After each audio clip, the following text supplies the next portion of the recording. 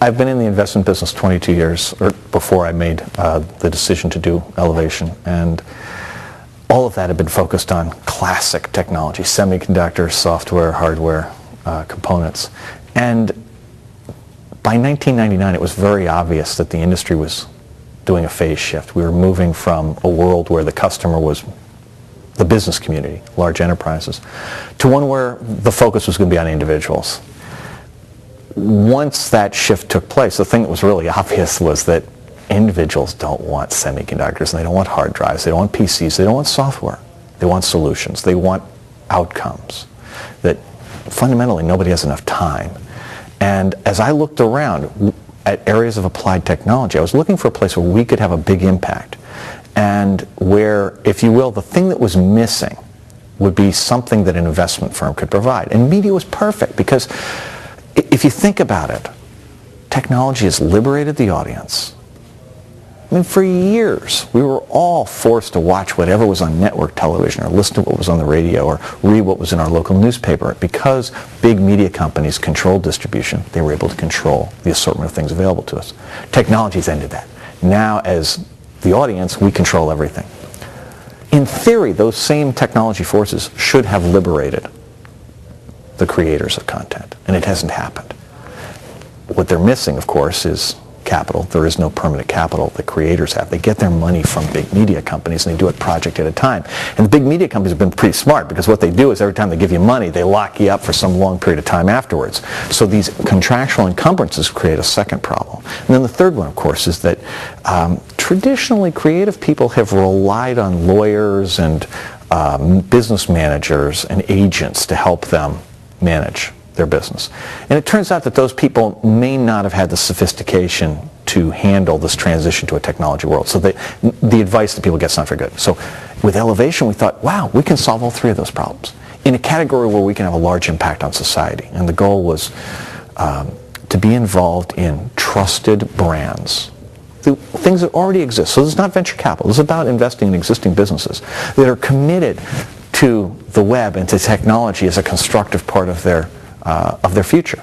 So people say, why would you invest in an old line magazine like Forbes? And our view is that Forbes is actually precisely the sort of thing we should be doing. This is a family-owned magazine that's been in business for 89 years. 10 years ago, they decided to go online, and they did something that almost no one else did in the traditional media world. They turned their online people loose and said, you guys do whatever the web says you ought to do. Well, it turns out that their web business, Forbes.com, is now just about as valuable as the magazine. And people say, well, gosh, you can't be successful because you only have one magazine or one website. And our view was that is precisely what you want in this environment, because we are about the editorial. We're about reporters. We're about the content. And our view is that the audience is going to want the content all kinds of ways. Magazine, online, cell phone, BlackBerry, whatever, television, radio. We have to be prepared to provide that. We're in the content business. So the fact that we only have one magazine and only one website, that's good, because we're focused. And we have a very simple mission. Over 10 years, we want to be the driving force in the transformation of business journalism. And you say, well, what does that mean?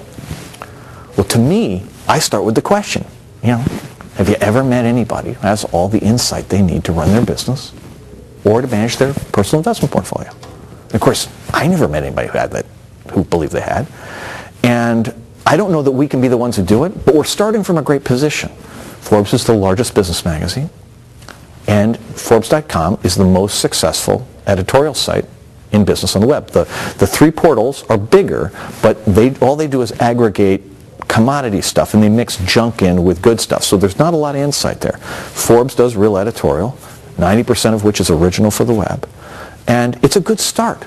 It's not the answer. I mean, today it's still mass market stuff. And my view is that over 10 years, we have to be able to give people the exact insight they needed at the moment they need it. And that's going to be a hard problem. It's got a big technology component to it, but it's also got a really big editorial component. And I think that's the way of the world. And I think that needs to be done in every category. With Move.com, we're doing the same thing around home ownership. It turns out that most Americans have all their savings in the equity in their home. And yet they get horrible advice. There's no place to go to learn, how to buy a home, how to make it more valuable, how to sell it. That's what we want to become. Right now we're the largest aggregator of home sale listings. But that's just a start. You've seen the companies now called Move. We're now trying to help people across the entire moving cycle. It's exactly the same problem as Forbes. You take a big problem where people don't have the insight, where they don't have enough time to go and search for it. The stuff's all there, but it's not in a convenient form. And it's not personalized enough. And so we're going to try to solve those problems. And I'll be very surprised if over the next 10 years you don't see us do this in 3 or 4 other categories.